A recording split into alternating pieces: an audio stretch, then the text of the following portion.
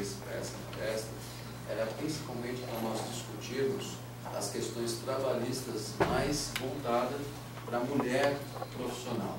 Então, o que eu vou trazer para vocês aqui, inicialmente serão direitos igualitários, até porque hoje, pela própria legislação dentro do país, não há ou não deveria ter diferença entre gêneros, né?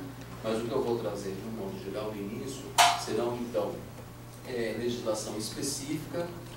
Então é uma coisa que realmente acaba sendo um pouco temerário falar da matéria, porque a legislação fica sob apreciação do Poder Judiciário.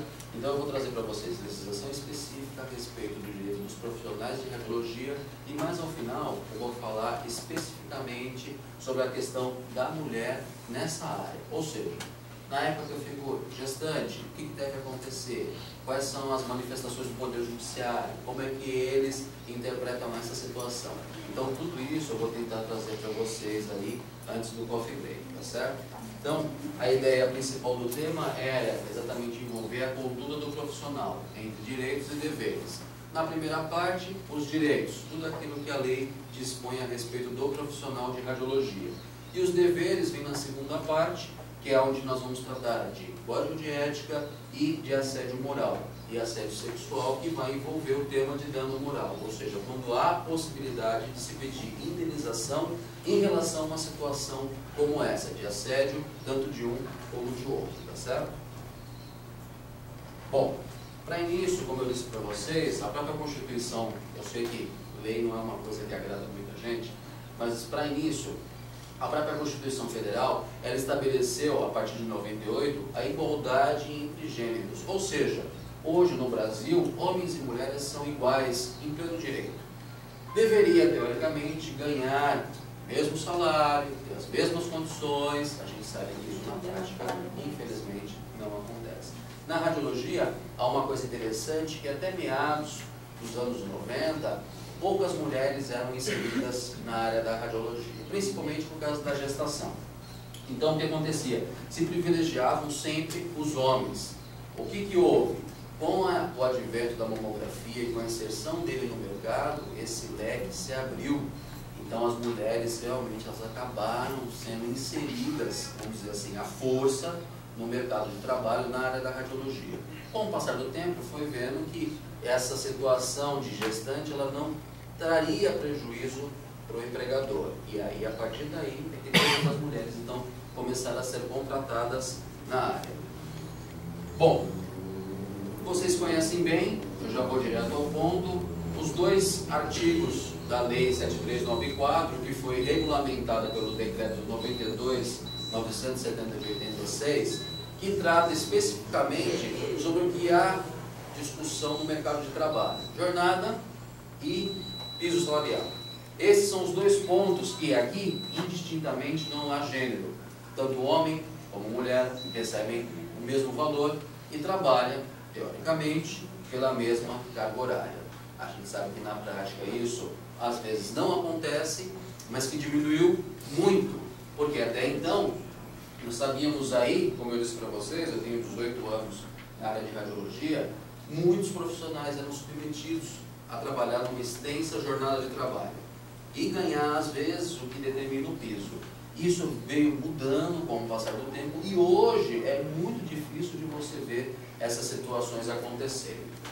Graças a diversas coisas, seja o empenho do CRDR, seja a divulgação ou até mesmo a coragem de alguns profissionais em estarem fazendo denúncias a respeito da situação que vivenciava e com o aumento de demandas judiciais. Tudo isso foi que acabou gerando um cenário dessa mudança que havia até então de uma jornada tão extensa de trabalho que desobedecia o que dispõe a lei.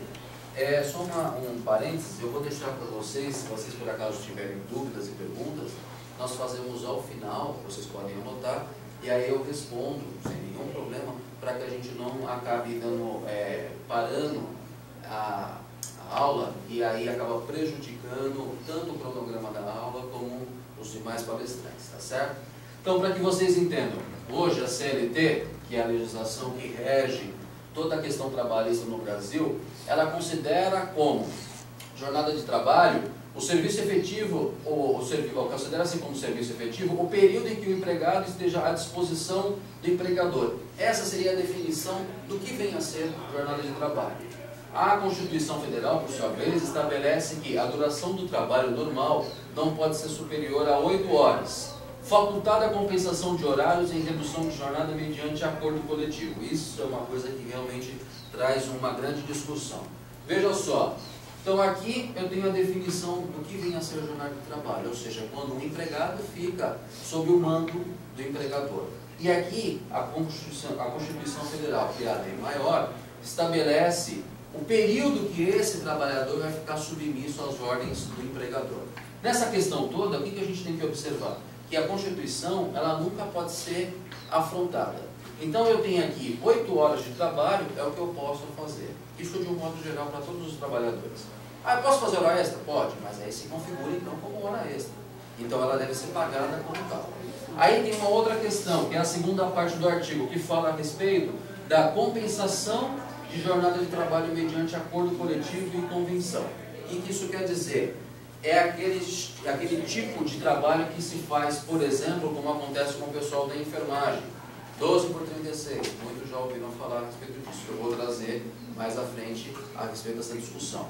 Muitos técnicos, no nosso caso, por exemplo, acabam falando sobre 12 por 12. O técnico faz lá 12 horas num dia, passa um determinado período, faz mais 12 horas para completar a jornada semanal de 24 horas. Isso é comum acontecer? É comum acontecer. Pode acontecer? Pode. Só pode acontecer, aí é que está a grande questão. Essa situação, ela só pode acontecer se tiver isso daqui, ó.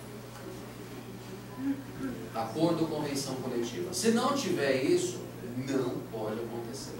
Isso significa que se você entra numa empresa e for submetido a trabalhar nessa jornada de trabalho, e se de repente você não tem sindicato nenhum no local onde você trabalha, aqui existe essa convenção coletiva, eu posso depois, se por acaso a empresa vier a agir de uma forma desonesta com você, processar a empresa? Pode processar, porque não tem acordo de convenção. Isso aqui é um pressuposto, é um requisito essencial para que haja essa jornada de trabalho. Jornada de 24 horas ininterruptas, pode? Realmente, a justiça interpreta com maus olhos tal situação.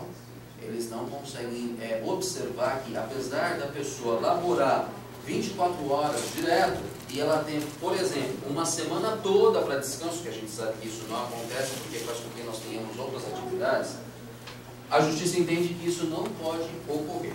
Em alguns casos, isso não é como a gente fala, um entendimento judicial pacificado, ou seja, é um entendimento que todos aceitam. Existem juízes que falam que essa jornada de 24 horas, feita numa única vez, pode ocorrer, e existem juízes que não podem. No meu ponto de vista, eu acredito que não deveria ocorrer. Aí pela simples situação, primeiro, pelo cansaço do trabalhador. Isso é óbvio, ninguém que entra num plantão às 7 horas da manhã vai ter as mesmas condições e a mesma estrutura emocional, por exemplo, às 20 horas da noite.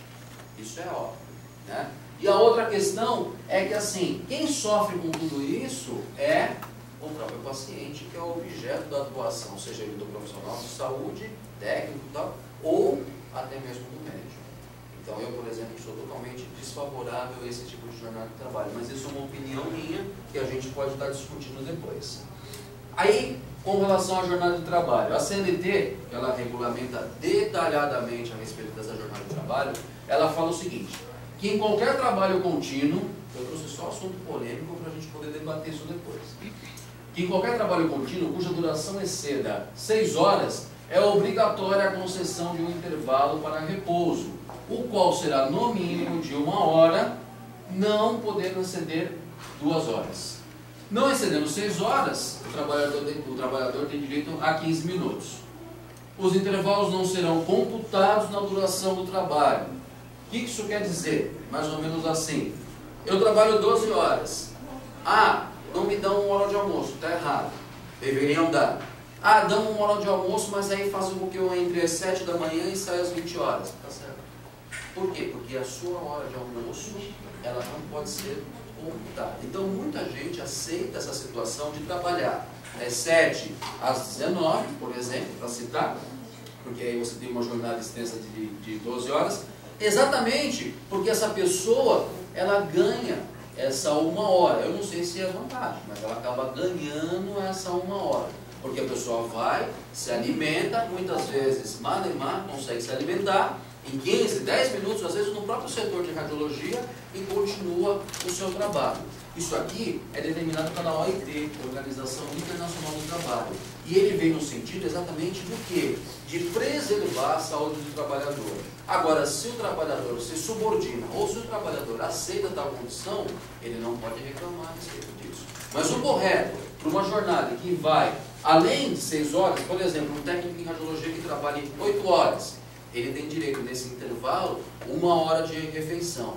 Então, vamos supor que ele trabalhe 4 horas, descansa 1 e mais 4. Não é à toa que o pessoal do comércio entra às 8 e sai às 17. Exatamente por essa condição, porque você tem 1 hora de refeição. No caso dos profissionais de saúde, mais especificamente do técnico em radiologia, tal situação deveria ser da mesma forma. Muita gente acaba não aceitando, uns porque desconheciam, outros porque há uma imposição da própria situação, ou seja, do próprio organismo hospitalar, que acaba fazendo com que haja essa condição, aonde fique mais fácil eles regulamentarem a jornada de trabalho de cada profissional, e com isso eles fazem com que não haja abertura ou brecha. Se você trabalha numa clínica sozinho, num período de 8 horas por dia que seja, e você vai revezar 1 hora para almoço, teoricamente, se a clínica atende urgências, ela não pode ficar parada, o serviço de radiologia não pode ficar com ninguém ausente de qualquer profissional, o que vai acontecer? Eles são obrigados a contratar uma pessoa para fazer exatamente essa 1 hora. Então isso acaba acontecendo muito em hospital. Mas fique claro que isso está errado, está ilegal. Aí a outra questão é o seguinte, aí é uma vantagem para quem faz isso. Quando o intervalo de repouso ou alimentação previsto no artigo não é concedido pelo empregador, ele fica obrigado a remunerar o período correspondente a um acréscimo de no mínimo 50%. Então eu pergunto para vocês, quem é que ganha isso? Quem ganha isso? Você trabalha 12 horas num plantão, ao final da semana 24, ao final do mês 120 horas. Ah, mas não era 96? Não, não são 96 porque o mês não fecha em 4 semanas. Tá? A regra é 24 horas, ou seja, o horário a jornada semanal vezes 5. Essa é a regra que já está entendida na Justiça do Trabalho, não tem como discutir isso. Ah, mas está errado. Não, não existe, está errado. Quem trabalha, por exemplo, 8 horas por dia, trabalha 44 horas semanais. Ou seja, quem trabalha 44 horas semanais, trabalha 220 horas mensais. Essa é a regra para qualquer trabalhador e nós não ficaremos de fora dela. Então a regra para quem trabalha na radiologia, só para que vocês entendam mais especificamente, são 24 horas semanais, extrapolando isso dá direito à jornada à hora extra, e 120 horas mensais, extrapolando isso dá direito à hora extra. Nem a mais e nem a menos. A menos é vantagem, isso pode acontecer. Bom, então voltando aqui, principalmente a esse parágrafo do artigo, que ele fala que deve ser remunerado com 50% de acréscimo. O que isso quer dizer? Que quem trabalha 12 horas e o empregador, o hospital, seja lá quem for, eu vou colocar empregador que fica mais fácil a gente entender, é a empresa para a qual nós trabalhamos. Ele não concede essa 1 hora, eles são obrigados a pagar essa 1 hora que não foi concedida em hora extra, com acréscimo de 50%. Aí se você olhar o seu olerite ao final, você vai perceber que isso realmente não ocorre. O que acontece é que você tem uma enxurrada de demandas judiciais pleiteando exatamente essa condição. E na maioria das vezes, porque não vou ser estúpido de falar, que por exemplo existem alguns juízes que acabam julgando de uma forma diferente, mas assim, existe já, isso aqui é classificado pelo Tribunal Superior do Trabalho, que em tal condição o trabalhador ele deve receber essa 1 hora. Ah, mas ele me deu 30 minutos e eu trabalho 12 horas. Ele vai ser obrigado a pagar 1 hora. Ele deu 45 minutos, ele vai ser obrigado a 1 hora. Isso é um entendimento já que está restrito na Justiça do Trabalho, não tem como discutir isso. Então é uma coisa que a gente deve observar e que, lógico, para quem é trabalhador, fica difícil de você discutir isso com o teu empregador, com o teu chefe, de que há esse, porque aqui nesse país Só se tem deveres, direitos realmente as pessoas não têm. Então fica difícil de você discutir. Então essa questão ela acaba sendo discutida mais quando o trabalhador ou tem um amparo de alguma instituição por trás, ou, por exemplo, vai à justiça e realmente pleiteia esse juízo. Tá? Bom, aí uma dissonância. A Lei Complementar Estadual de São Paulo, hoje ela já está regida por outro número, que é o 1157 de 2011, mas o teor praticamente o mesmo. É uma sucessão de legislação que ocorreu, mas o teor dela é basicamente o mesmo. Fala que os profissionais de radiologia que estão inseridos nessa tabela que é colocada no anexo desse regulamento estadual, eles trabalham 20 horas semanais. Quer dizer que quem trabalha, quem é funcionário público, empregado público, quem seja, que trabalhe para o Estado de São Paulo, ele e vinculado à Secretaria de Saúde, ele trabalha sob o regime de 20 horas semanais. Por exemplo, eu sou funcionário público, só que eu sou vinculado à Secretaria de Educação. A minha jornada são 24 horas. Ah, isso pode ocorrer? Pode. Porque a administração pública, ela é desmembrada e cada pasta, cada secretaria determina suas próprias regras. Então a Secretaria de Saúde, por exemplo, de São Paulo, ela editou essa lei e lá ficou consignado que a jornada de trabalho dos profissionais, nesse caso de radiologia, existem outros que está estabelecido nesse anexo, nessa tabela, são de 20 horas. Então, esses profissionais que trabalham lá são 20 horas semanais. Quem trabalha lá? Quais hospitais que eu posso citar como exemplo? O HC seria a maior referência, o Hospital das Clínicas de São Paulo. Lá, a jornada de trabalho dos profissionais são de 20 horas. Bom, tudo isso é em relação à jornada de trabalho, tá? Então, como eu disse, tendo qualquer dúvida, vocês anotem, a gente vai responder para vocês depois. Então, isso aqui, quando há várias questões, só para que vocês entendam, quando há várias questões que são discutidas na justiça, nesse caso na justiça do trabalho, o que acontece? Eles pegam todo aquele aglomerado de ações e, como é o mesmo assunto, eles se juntam e falam, olha, nesse assunto, o que eles fazem? Eles se juntam e falam assim, olha, para esse assunto,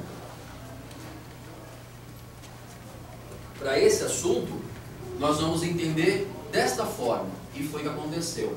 É o que se chama, e que o pessoal conhece, de jurisprudência. A jurisprudência não é um julgamento de um tribunal ou um julgamento de alguma coisa ou outra.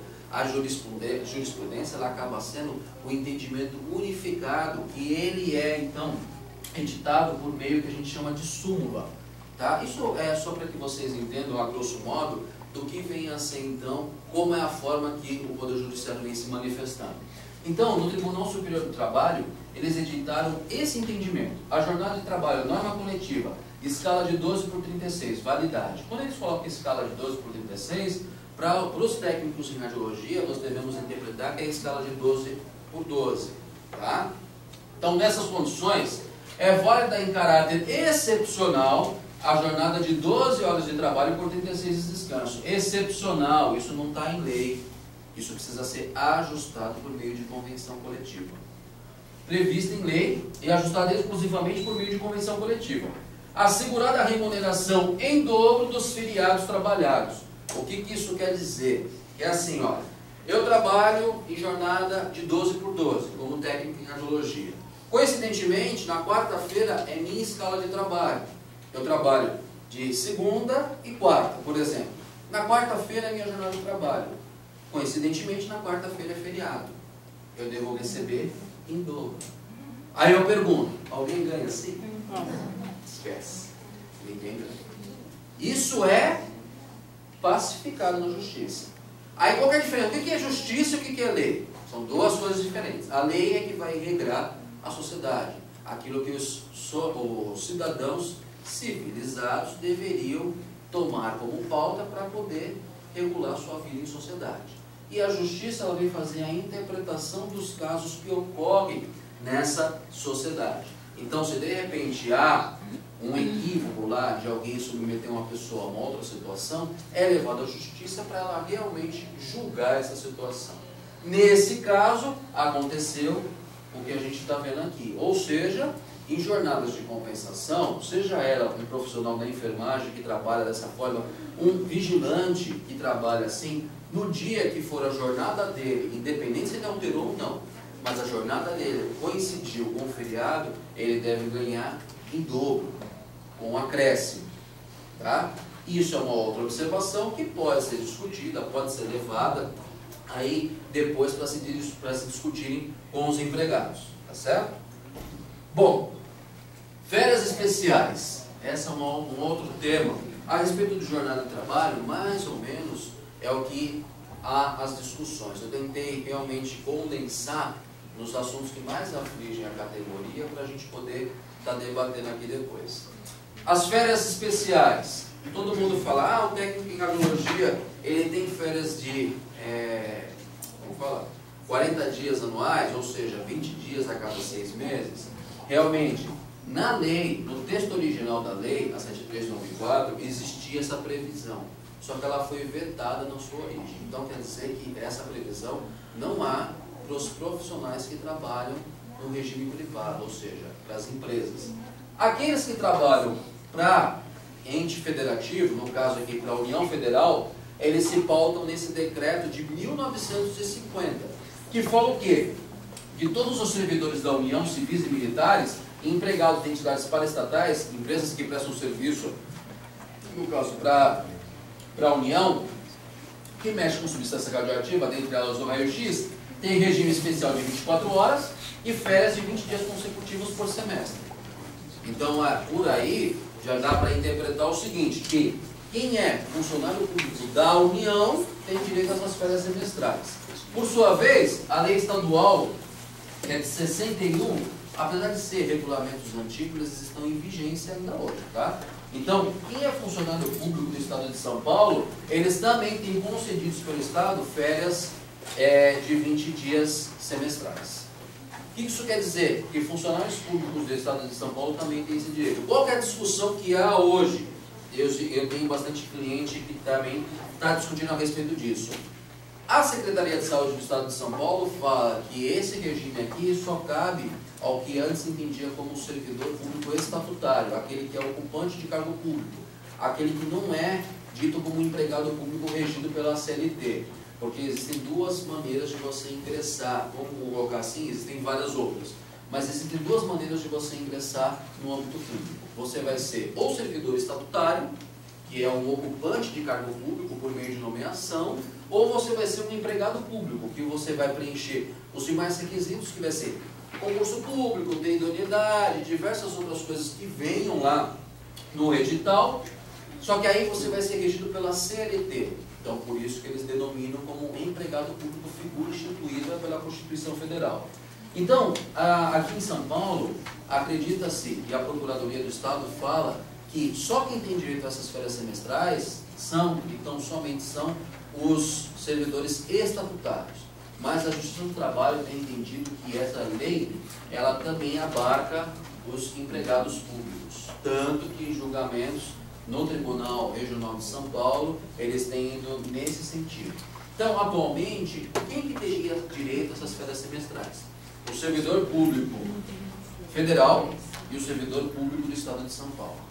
Aí eu que trabalho na iniciativa privada, em um hospital particular, não tem direito. O direito que você tem são as férias de 30 dias, uma vez por ano, estabelecida pela CLT. O piso salarial. Se eu estiver indo muito rápido, por favor, vocês me parem que eu dou uma maneirada, tá?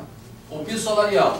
Então, assim, a Constituição Federal, só para que vocês tenham um pouco mais de substância, ela fala o seguinte, que todos os trabalhadores urbanos, além daqueles da melhoria da condição social, piso salarial proporcional à extensão e complexidade do trabalho.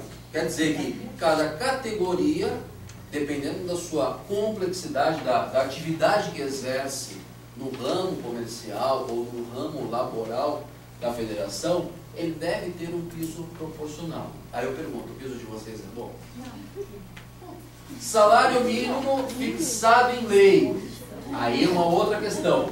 Que deveria atender necessidades básicas vitais da sua família, como moradia, alimentação, educação. Bom, valeu, né? E de forma alguma pode haver vinculação. Essa aqui é a Constituição Federal que foi editada em 1988. Só que aí ela acabou com esse dispositivo conflitando com uma lei de 85, que é a lei do técnico, que fala que o salário mínimo dos profissionais da radiologia, eles que executam as leis, são equivalentes a 2 salários mínimos profissionais da região, incidindo sobre esses vencimentos 40% de insalubridade. Aí, na hora que foi editada a Constituição Federal, houve uma enxurrada de ações judiciais a respeito de quanto o técnico deveria receber. Por quê? Porque é expresso aqui na lei que fala que o salário mínimo não pode ser vinculado para qualquer fim. Com a edição da Constituição Federal, acabou de, mas o INSS paga 1 salário mínimo, paga 2, não existe mais isso. O INSS hoje ele arbitra valores, onde se inicia a partir do salário mínimo e vai até um limite de teto. Então a contribuição ela se baseia também dessa forma. Com essa situação, com essa celeuma que se criou entre a Constituição Federal, que veio após a edição da lei de 1985, a lei do técnico em radiologia, coube a Justiça do Trabalho e a Justiça Federal se manifestar a respeito, porque isso também é uma das questões, uma das competências da Justiça. Por sua vez, devido àquelas questões todas que eu falei para vocês, que quando há várias ações, elas acabam se juntando, e o tribunal se junta e fala, nós vamos entender desta forma a partir de diante. No Tribunal Superior do Trabalho, se eu não me engano, isso aqui foi em 2004, editaram a súmula 358, a qual fala que o salário profissional dos técnicos em radiologia é igual a 2 salários mínimos. Pô, mas como assim? Você está falando que é igual a 2 salários mínimos e não a 4? Por quê? Existe essa questão também que devo falar para vocês. Antigamente, antes da Constituição de 88, cada estado arbitrava o seu salário. Então, o que aconteceu? O salário de São Paulo, por exemplo, ele era maior que salários de outros estados. Cada estado tinha essa autonomia para arbitrar o seu salário. Com a edição da Constituição Federal e o valor do salário mínimo, que acabou sendo, se eu não me engano, maior, houve uma interpretação de que alguns falavam, mas o salário mínimo do profissional aqui em São Paulo, ele corresponde a 4 salários mínimos federais. Não, mas isso está errado, isso não pode acontecer. Não, mas existe isso. Aí a Constituição, depois de uma interpretação e várias discussões, devido a essa questão de não vinculação, o Tribunal Superior do Trabalho entendeu que o salário mínimo profissional dos técnicos ele é igual a 2 e não a 4. Mas mesmo assim, mesmo por esse texto aqui, ainda há incorreções. Por quê? Porque acabou de dizer que a Constituição falou que não pode haver vinculação do salário mínimo. Vem o tribunal e fala que o salário mínimo dos técnicos de radiologia são igual a 2 salários mínimos, mas como assim? Se eu não posso vincular ao salário mínimo, como que o salário mínimo dos técnicos pode ser de 2 salários mínimos? Aí, por sua vez, vem então uma discussão no Supremo Tribunal Federal, que é o órgão máximo da Justiça, onde quem promoveu essa ação foi, se eu não me engano, a Associação dos Hospitais Privados do Brasil, ou a Confederação, alguma coisa desse tipo, porque tirarem de nós, eles tiram até o sangue, né? E aí, o Supremo Tribunal falou o seguinte, que a partir da data, em 2010, o salário mínimo do técnico em radiologia, ele ia se reduzir a um modo de falar, ele ia ser interpretado como sendo um valor. Então, é fácil fazer a conta. O que significa isso? Em 2010, o Supremo Tribunal julgou, então, que não poderia haver vinculação ao salário mínimo. Eles fizeram a seguinte interpretação. Hoje é 2010. Quanto vale o salário mínimo hoje? Se eu não me engano, estava na época R$510. Tá? Então, você vai somar esses dois valores. São 2 salários mínimos? 510 mais 510, dá 1.020. Então, o salário mínimo do técnico, então, a partir dessa data, será de R$1.020. Mas e quando aumentar o salário mínimo? Não, ele não vai ficar mais condicionado ao aumento do salário mínimo. Ele vai ficar condicionado ao dissídio coletivo de toda a categoria, que é uma vez por ano, assim como acontece com o salário mínimo. Então, assim, a partir de 2010, eu tenho que pegar esse valor de 1.020 e quando fosse chegar em 2011, eu ia ver qual foi o percentual aplicado dos dissídios coletivos e ia aplicar. Foi 6%, então eu vou pegar 6% e vou somar a esses 1.020. Aí depois, 2011, 2012, mesma coisa. Eu já vou ter esse valor atualizado em 2011, quando chegar em 2012, eu atualizo. Mas eu recebo ainda referente a 2 salários mínimos. Ótimo, continua assim, não tem problema nenhum. O que nós não podemos deixar acontecer é receber menos do que isso. E devemos receber, como técnico que nos fala, devemos receber sempre em relação à jornada de trabalho efetivamente trabalhada de 24 horas. Nem a mais e nem a menos. Tá? Então, isso é que acabou sendo o resultado do julgamento do Supremo Tribunal Federal. Aí você tem as dissonâncias, né? A questão é a seguinte: hoje, o que nós vemos? Que é assim, cada município, isso vocês devem acompanhar inclusive nas redes sociais do próprio CONTER, ou em algumas questões que são trazidas nas redes sociais de algumas comunidades em radiologia, que saem editais de algumas prefeituras falando que o salário do técnico é de R$250, outras que é de R$500 e por aí vai. Existe uma lei que foi editada em 2000, que é a Lei Complementar 103, uma lei federal, que fala o seguinte: estados e Distrito Federal ficam autorizados a instituir, mediante lei de iniciativa do Poder Executivo, o piso salarial de que trata o inciso 5º do artigo 7º da Constituição Federal. É aquele que fala do salário profissional, do salário proporcional à atividade profissional. Para os empregados que não tenham piso salarial definido em lei federal. O que isso quer dizer? Se por acaso você for prestar um concurso público para qualquer estado do ente federativo, significa que esse estado ele deve pagar o piso que está estabelecido na Lei 7394. Ponto final. É o que está nessa lei. Aí os municípios, infelizmente, os municípios ainda não estão abarcados por essa lei. Então, os municípios eles ficam livres, infelizmente ainda, para arbitrar o salário que eles bem entendem.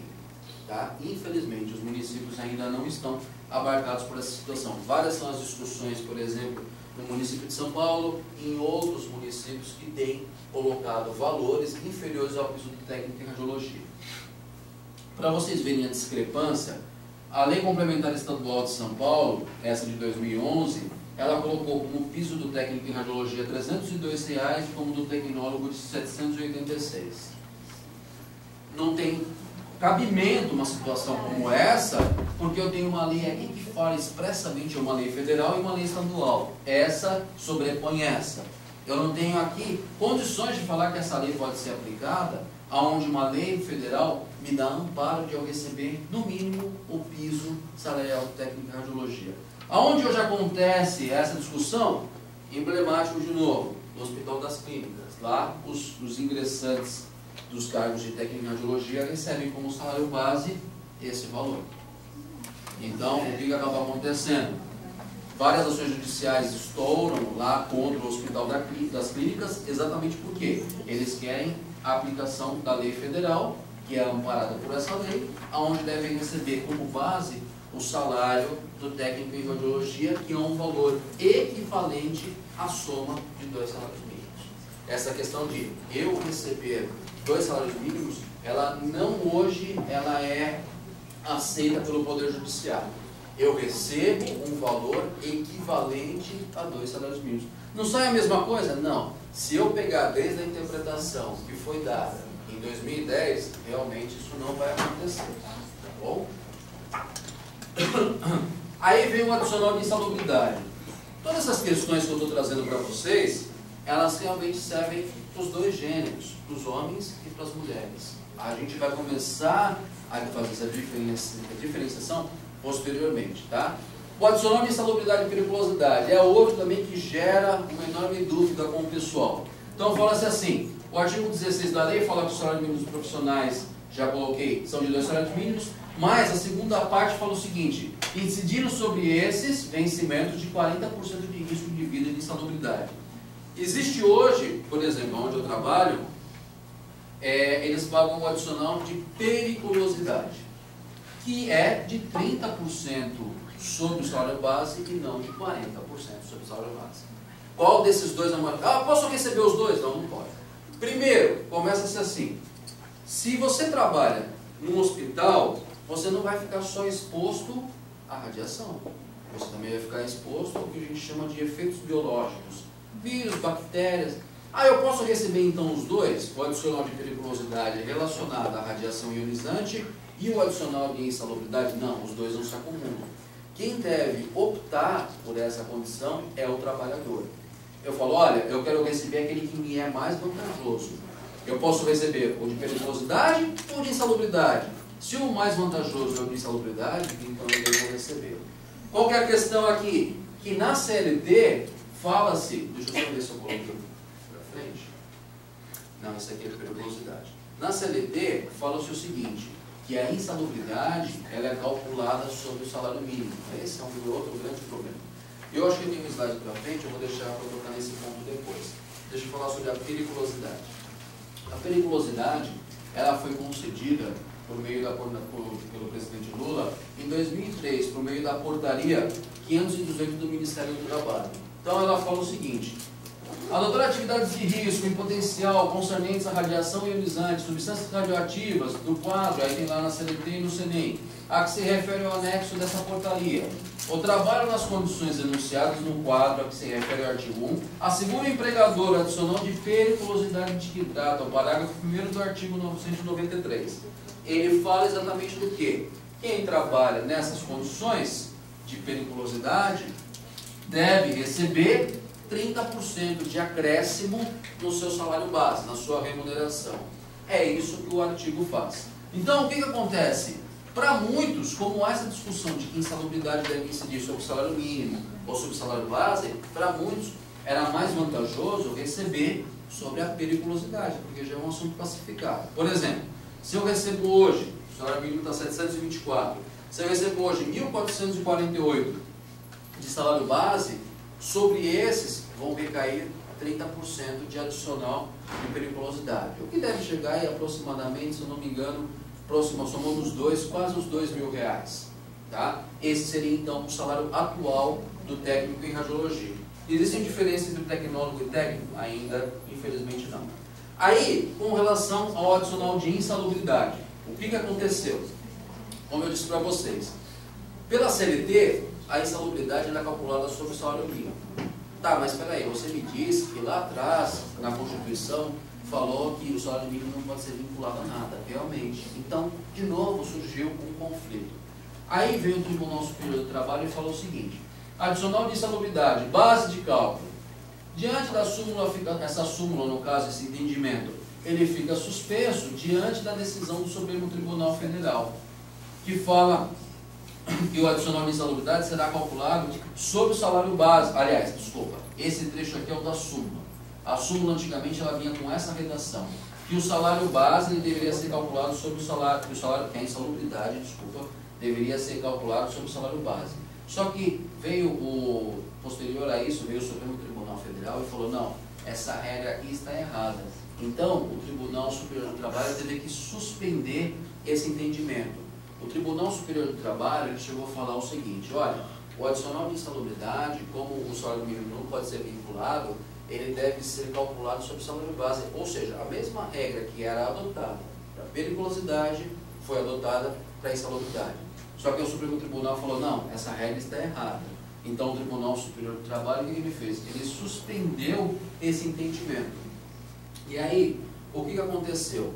Com relação aos técnicos em radiologia, eles, de forma pacificada, ou seja, majoritariamente, eles entendem exatamente o quê? Isso aqui, ó. Esses termos jurídicos não precisam. Adicional de insalubridade, técnico em radiologia, base de cálculo. Não se aplica o entendimento do ministro nessa corte no sentido de que o adicional de insalubridade é calculado sobre o salário mínimo, quando há lei específica estipulando a base de cálculo da parcela. Na hipótese dos autos, o artigo 16 da Lei 7394 de 85 estabelece expressamente a base de cálculo do adicional de insalubridade aplicável aos técnicos em radiologia. O que isso quer dizer? Quer dizer exatamente o que estava na Lei 7394. Ou seja, se eu ganho R$ 1.448 de salário base, deve incidir 40% de insalubridade sobre esse valor. Esse é o salário mínimo do técnico em radiologia. Na realidade, o salário mínimo do técnico, o salário base é esse, com um adicional que acaba formando o salário profissional. É a comungação dos dois. Então, hoje, quanto eu deveria receber como técnico em radiologia? A título de salário base, aproximadamente R$ 1.400. Se a gente pegar o valor de 2010 e começar a fazer a majoração pelos índices do dissídio, o que deve chegar aproximadamente em torno de R$ 1.400. E sobre esses, incidir 40% a título de adicional de insalubridade. Esse é o que deve acontecer com a minha remuneração. Qual que é a grande questão? É que, dependendo da minha jornada de trabalho, se eu faço 12 por 12, o que vai acontecer? E eu não tenho horário de almoço, deve incidir também 1 hora extra pelo fato de eu não realizar esse almoço. Isso, infelizmente, ainda não acontece. Bom, aí, vamos para as condições de trabalho. Independente se é cooperativa, se é empresa terceirizada, isso aqui tem que ser adotado por qualquer empresa que vier a contratar trabalhadores. Então, fala o seguinte: será obrigatório o exame médico por conta do empregador nos estabelecimentos desse artigo e instruções complementares a serem expedidas pelo Ministério do Trabalho. Exames admissional, demissional e periódico. No nosso caso, como ficamos expostos à radiação ionizante, sabe-se muito bem que esses exames periódicos são feitos a cada 6 meses. Principalmente quais exames? A contagem de glóbulos, o hemograma. Esse é fundamental. Provavelmente, em muitos locais isso não acontece. Mas deve-se observar, então, essas regras que é o mínimo que se exige de condições de trabalho. Aí fala o seguinte também, na própria CLT: são consideradas atividades de operações insalubres aquelas que, por sua natureza, condições ou método de trabalho, exponham os empregados a agentes nocivos à sua saúde ou acima dos limites de tolerância fixados em razão da natureza da intensidade do agente. É o caso específico da radiologia. Por quê? Você tem um agente nocivo, que é o agente físico, e nós ficamos condicionados ao quê? A quantidade de radiação que absorvemos. Por isso que você tem o dosímetro. O dosímetro não é EPI. Tá? O dosímetro ele verifica a absorção. O dosímetro não é EPI, tá certo? Equipamento de proteção individual. O equipamento de proteção individual, por sua vez, ele serve para proteger. No caso, seria então um avental de chumbo que vocês teriam que trabalhar durante 12 horas para poder barrar essa radiação. E isso sim é um EPI. Agora, não há necessidade, sabe-se muito bem que não há necessidade de você trabalhar com um avental de chumbo durante todo o expediente, principalmente porque você se protege atrás do biombo, e que existe um limite de tolerância que é fixado muito bem pela portaria 453 da Anvisa, certo? O artigo 190 fala que o Ministério do Trabalho aprovará o quadro de atividades e operações insalubres e adotará normas sobre os critérios de caracterização de insalubridade. Qual seria, então, adotado por ele? No caso, o Ministério do Trabalho, ele adota a portaria 453 no âmbito da radiação ionizante, para os profissionais que laboram em ambientes expostos à radiação X ou radiação ionizante de um modo geral, tá certo? Aí você tem aqui os regulamentos. Aqueles que trabalham, por exemplo, com ressonância magnética. Alguém daqui trabalha com ressonância? Já fez estágio? Já viu alguma coisa? Conhece? Não? A ressonância magnética, ela não tem radiação ionizante, mas ela tem uma coisa, que é uma tese que eu estou discutindo, ela tem uma coisa que que o pessoal não tem observado, que é o ruído. E esse ruído, por muito tempo, e dependendo da intensidade, ele pode trazer um prejuízo. Assim como quem ouve muita música com fone de ouvido num volume muito alto, esse ruído da ressonância magnética, ele é intermitente.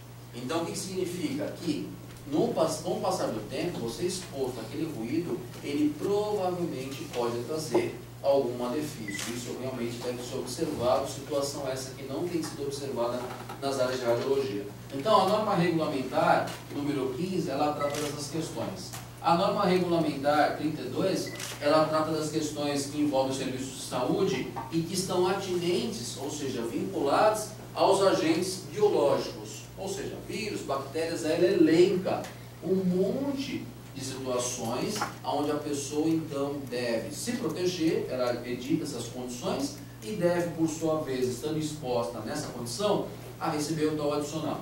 E a portaria 518 de 2003, que trata especificamente da radiação ionizante, né, no âmbito do Ministério do Trabalho, e aí arbitra o direito ao manuseio, ao trabalhador que manuseia aqueles equipamentos emissores de radiação, o direito de receber o adicional de periculosidade. Então, a Anvisa, que é a Agência Nacional de Vigilância Sanitária, ela editou em 98 a portaria 453, que é a portaria que é exigida de vocês na maioria dos bons concursos, dos locais que vocês vão trabalhar, e que todo mundo, entre aspas, deveria saber o mínimo do teor dessa portaria, sobre proteção, sobre, ela envolve principalmente isso, exposição, o âmbito de como você trabalha, como que ele é, como está disposto, tudo isso é regulado por meio dessa portaria. Então essa aqui é o que a gente chama de legislação paralegal, ou seja, ela não é lei, mas são portarias que acabam tendo que serem utilizadas para o teu ambiente de trabalho. É essas daqui as essenciais que qualquer profissional da radiologia deve conhecer, principalmente para reivindicar os seus valores. Bom, as empresas, elas devem obedecer vários requisitos, e a lei estabelece isso. Então fala o seguinte, que o artigo 157 da CLT fala o seguinte: cumpre e fazer cumprir as normas de segurança de medicina do trabalho para as empresas, instruir os empregados através de ordens de serviço quanto à precaução e tomar no sentido de evitar acidentes de trabalho e doenças ocupacionais. Ou seja, essa situação emblemática é aquele profissional que vai trabalhar sem jaleco e sem dosímetro.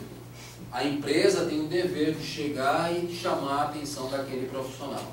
E se ele, por acaso, se recusar a fazer aquilo, dá advertência. Porque se depois vier acontecer alguma coisa com aquele profissional, quem vai responder é a empresa. Eu, se fosse o dono da empresa, mandaria embora.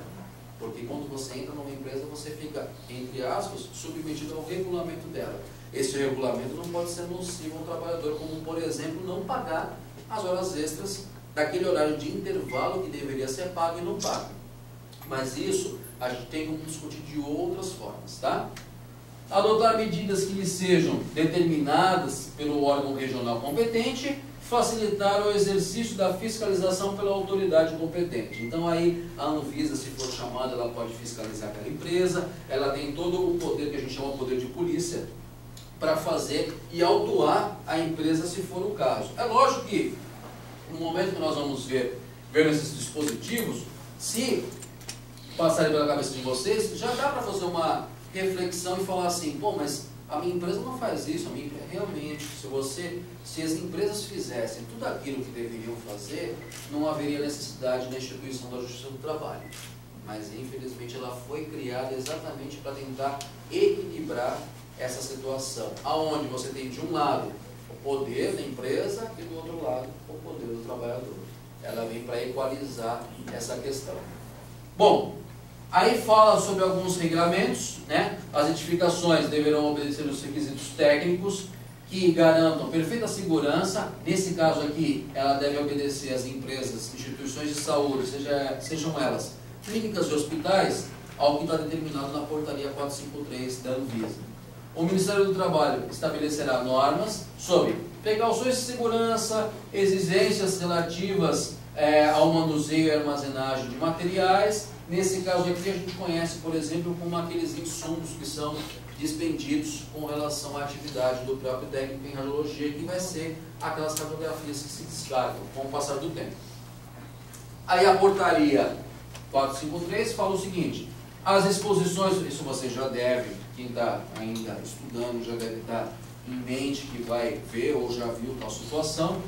As exposições ocupacionais normais de cada indivíduo decorrentes de todas as práticas devem ser controladas de modo que os valores limites estabelecidos na resolução do CENEM não sejam excedidos. Nas práticas abrangidas por esse regulamento, o controle deve ser realizado da seguinte forma: dose efetiva anual, não exceder 20 milisievert. Isso realmente já fica a cargo do pessoal da física para explicar como que acontece a tal situação. Dose equivalente anual a 500, não deve exceder a 500 milisievert e na região do cristalino 150 milisievert. Como é que eu fico sabendo disso?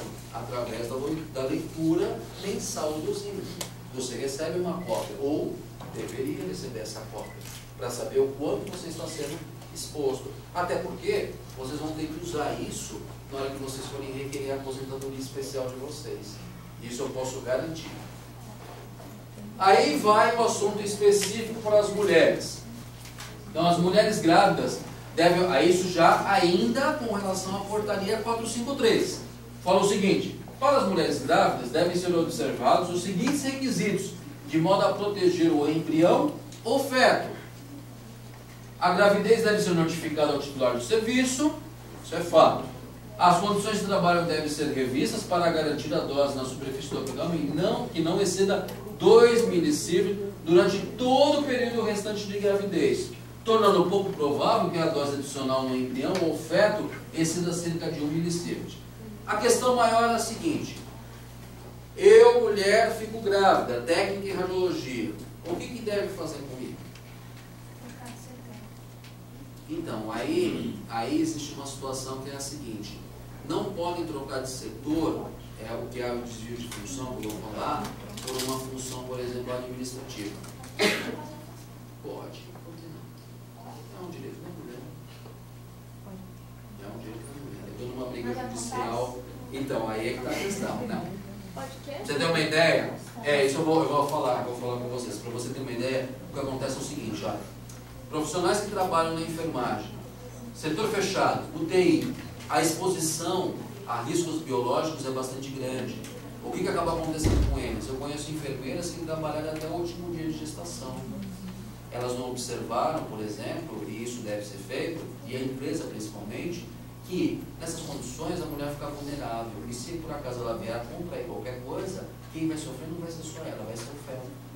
A tese que eu tento levantar na justiça é o seguinte: a partir do momento que a profissional da área da saúde recebe adicional de insalubridade ou periculosidade, e ela não tem como ser remanejada para outro setor, porque ela não tem, às vezes, especificidade naquele serviço que vai ser passado a ela deve ser afastada desde o início. Aí alguns falam: mas isso é um absurdo, como é que vai fazer? Não vão contratar mais mulher? Será? Eu não sei se bem isso vai acontecer, afinal de contas, vocês estão dominando o mercado de trabalho e praticamente toda a sociedade. Então, isso é uma questão a ser ponderada. A questão, aí voltando à questão legal, a CLT ela estabelece exatamente o seguinte: não constitui justo motivo para a rescisão do contrato de trabalho da mulher o fato de haver contraído um matrimônio ou estado de gravidez. O que quer dizer? Até pouco tempo atrás aconteceu o seguinte: a mulher entrava para trabalhar, período de experiência, 45 dias, prorrogado por mais 45 dias. Nesse período, totalizando 90 dias, ficava grávida. Chegava ao final dos 90 dias, o empregador falava assim: olha, rescisão de contrato, você não pode ter experiência. Sabia-se muito bem que ela estava gestando. Hoje, isso não pode mais acontecer, graças a Deus.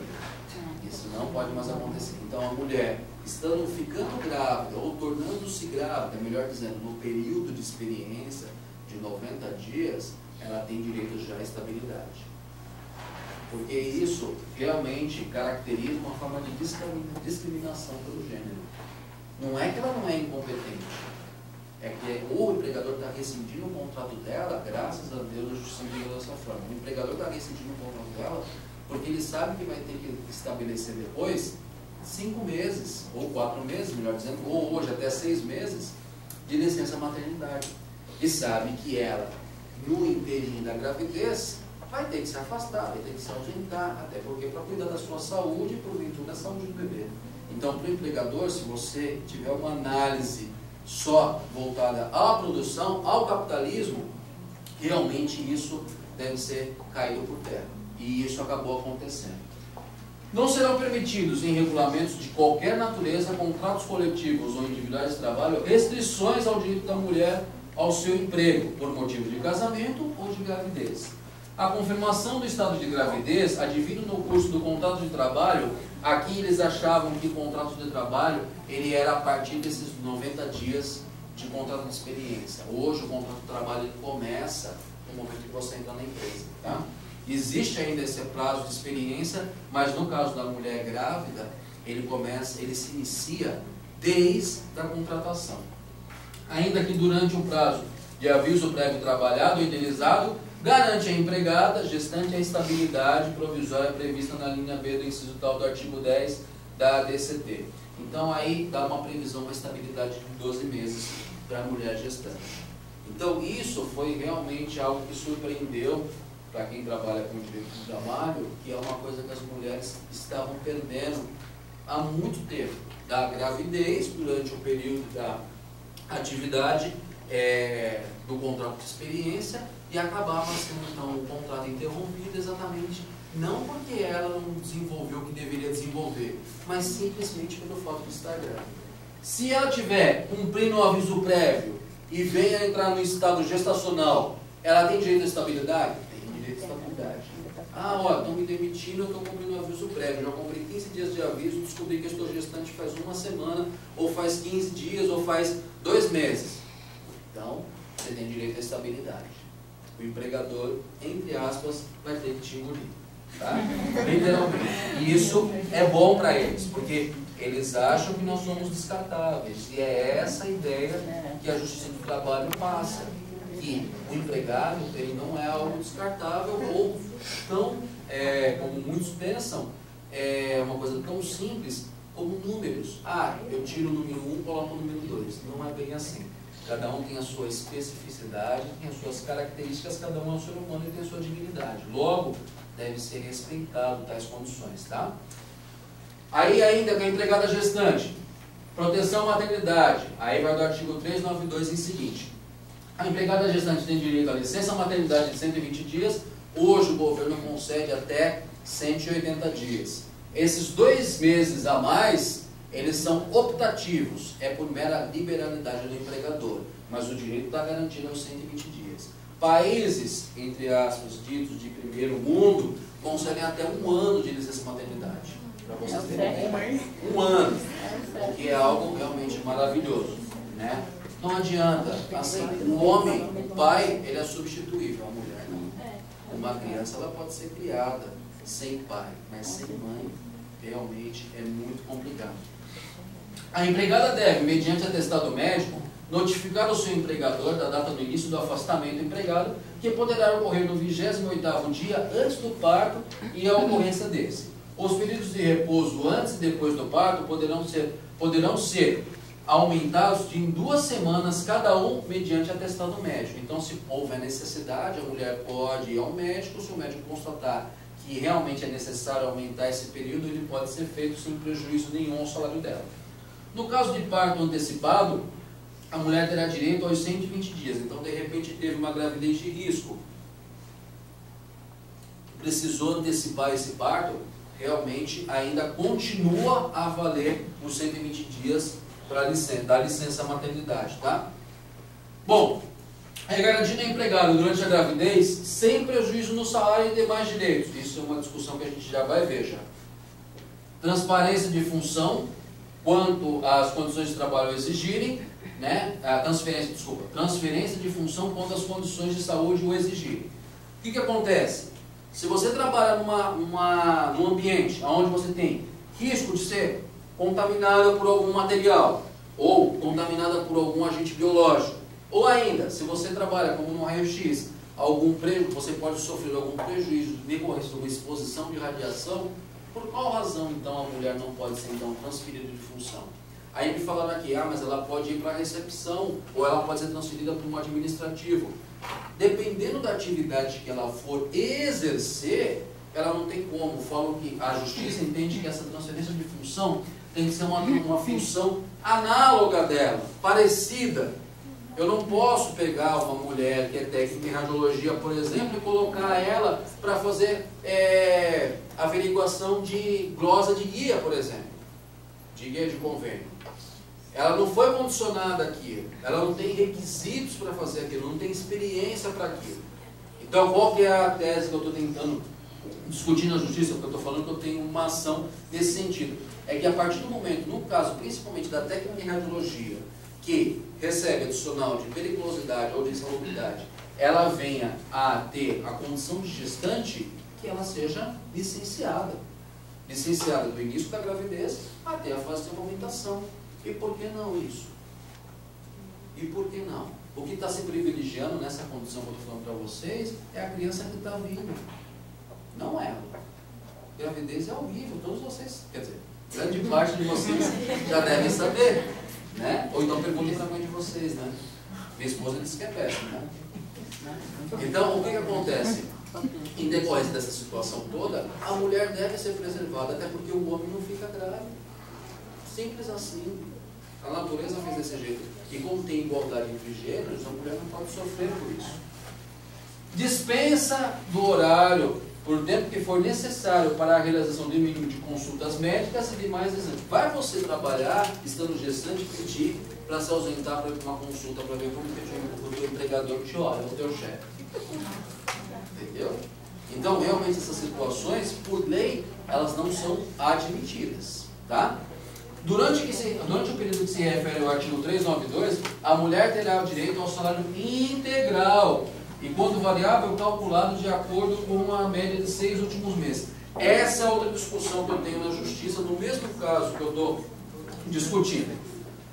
Você é técnico em radiologia, você recebe o salário base lá. Hoje vamos colocar no valor, para não cometer o erro de falar que eu recebi salário mínimo. R$ 1.400, eu recebo esse valor. Sobre eles incide o adicional de insalubridade em decorrência da minha exposição à radiação. Aqui é expresso falando que durante o período de gravidez, o meu salário permanece integral. A justiça entende que o salário que está falando é esse daqui. Não está computando os dois, o salário base mais o adicional. A minha discussão é que a mulher deve receber o salário base mais o adicional, porque ela sim. Por que a justiça fala que ela não deve receber o adicional? Primeiro, porque ela vai ser ou afastada em licença, ou ela vai ser desviada de função. No desvio de função, provavelmente, e é obrigatório isso, ela deve ir a um local onde ela não tem exposição a nenhum ambiente de risco. Por exemplo, não vou falar de trabalhar aqui no CRTR, porque aqui é muito arriscado, né? Então aqui ainda é complicado. Mas, em decorrência da situação do ambiente de trabalho dela, ela então deve ser desviada para essas condições de trabalho que não tenham qualquer risco. No momento que isso acontece, o adicional de insalubridade ele cai. Então a justiça fala o seguinte: quando eu tiver desvio de função e essa nova função exercida pela mulher gestante é num ambiente mais saudável, onde ela não fica exposta a vamos dizer, ao risco biológico ou físico, que é o raio-x, ela então deve continuar recebendo o salário base, mas não o adicional. Mas espera aí, o adicional dela é 40% sobre o salário dela. É onde ela vai mais precisar, se ela for uma mãe solteira, é onde ela vai mais precisar para poder dar o sustento ao filho. É essa a ideia que eu tento colocar à cabeça do juiz por meio de uma ação judicial de uma funcionária de um hospital público. Então, qual que é a ideia? De que, havendo desvio de função, ela ainda assim deve continuar recebendo o adicional que está vinculado ao salário dela. Aí a gente vai ver nos próximos capítulos o que isso vai acontecer. Por enquanto a situação vai ser só julgada, se não me engano, em julho. Aí depois primeira audiência ainda. Aí depois eu posso dar um panorama para vocês. Bom, aí o Tribunal Regional do Trabalho, como eu disse para vocês, fala exatamente isso, o que eu acabei de dizer para vocês. Ó, reclamado e reclamante. Adicional de insalubridade, isso aqui, se não me engano, é uma profissão. Medição, tempo de exposição. Comprovado o exercício da função de 2 meses anteriores ao início do gozo da licença da gestante, deve-se ampliar a condenação ao pagamento do adicional de insalubridade em grau médio. O que aconteceu? O que dá para eu entender disso daqui? Que é assim, ela teve a licença gestante concedida, só que observou-se o seguinte, que 2 meses antes de ela sair, ela acabou fazendo o quê? Ela acabou trabalhando num local de risco. E aí a empresa não pagou. Então ela entrou numa justiça e a justiça verificou que, pelo fato de ela ter trabalhado num local de risco, ela deve receber o adicional. Mas aí a pergunta que cabe é a seguinte: ela deveria estar trabalhando num local de risco ainda no estado gestacional? A meu ver, não. E isso é que realmente agora que a gente vai começar a discutir isso. Sabe por quê? Porque assim, se você fala com os profissionais da área da saúde, principalmente aqueles que têm um pouco mais de discernimento, farmacêuticos, enfermeiros, que têm cargos de chefia, as mulheres não conseguem ter essa visão. Elas acham que vão sair prejudicadas dessa situação. E na realidade não. Isso aqui é para preservar, principalmente, não só a vida da mãe, mas a vida da criança. E com relação à remuneração, isso é fato. Se cair a remuneração, cai a qualidade de vida da gestante, cai a qualidade de vida da criança. Isso é óbvio. Então é essa questão que a gente está querendo discutir. Uma outra decisão, que é exatamente no sentido que eu estou falando, empregada gestante, alteração contratual, irredutibilidade de salário, não configuração. O artigo lá 392 da CLT fala que tem direito à transferência de função da empregada gestante, quando as condições de saúde assim o exigirem. No caso, quando a trabalhadora trabalha num ambiente exposto à radiação ionizante e, no caso, periculosidade, e quando recebe adicional de insalubridade e risco biológico. Se com o horário da transferência ocorre a supressão das condições laborais que ensejam a concessão do adicional de periculosidade de horas extras, ou seja, se a transferência, traduzindo, se a transferência ocorrer para um local que não há risco, automaticamente é suspenso o adicional recebido. Então, isso eu não entendo que seja uma maneira muito correta de interpretar quando a lei fala expressamente que a mulher não deve ter irredutibilidade de salário quando ela estiver no estado gestacional e sofrer o desvio de função. A Justiça do Trabalho ainda está sendo muito prática ao analisar essa condição. Eu espero que, com o passar do tempo, isso realmente não ocorra. Ainda, já estou finalizando já, tá? O capítulo com relação à proteção da maternidade. Mediante atestado médico, a mulher grávida é facultada romper o compromisso resultante de qualquer contrato de trabalho, desde que este não seja prejudicial à gestação. Em caso de aborto não criminoso, comprovado por atestado médico oficial, a mulher terá um repouso remunerado de 2 semanas, ficando-lhe assegurado o direito a retornar à função que ocupava antes de seu afastamento.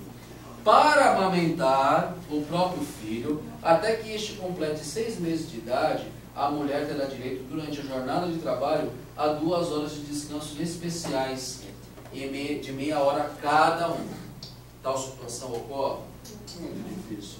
Quando exigir a saúde do filho, o período de 6 meses poderá ser dilatado a critério de autoridade competente. Ou seja, um médico pode avaliar e emitir um laudo falando que o seu filho tem necessidade de continuar sob cuidados especiais para realizar ainda a amamentação, e aí esse período que foi concedido por lei, ele deve ser prolongado. Ainda, estabelece lá, para a infração de qualquer dispositivo, será imposta ao empregador uma multa de 100 mil cruzeiros, como a lei antiga ainda está condicionada aos cruzeiros aqui, mas hoje a Justiça interpreta isso já pela moeda corrente. A penalidade será sempre aplicada em grau máximo, se ficar apurado o empregador de artifício ou simulação para fraudar a aplicação do dispositivo desse capítulo, no caso o empregado aqui, se de repente a pessoa simular uma gravidez, essa multa é revertida para o empregado.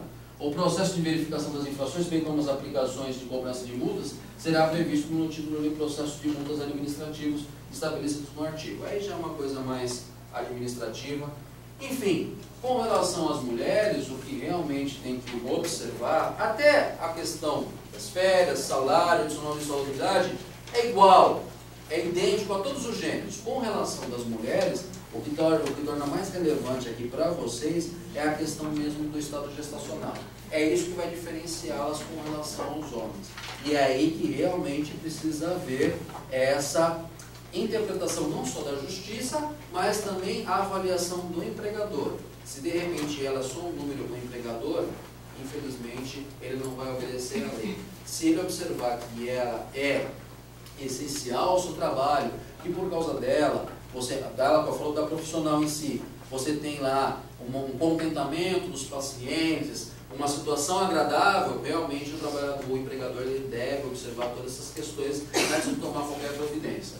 Aqui tem o meu e-mail, onde vocês podem me encontrar, o telefone e o livro, que depois eu vou sortear. Eu trouxe um exemplar para vocês, e aí eu vou sortear entre vocês, que é um livro que eu escrevi conjuntamente com a professora logo em seguida que vai ministrar a aula, que trata, no meu capítulo, por exemplo, dos direitos trabalhistas e todos os direitos que nós falamos aqui, da empregada gestante, de tudo isso.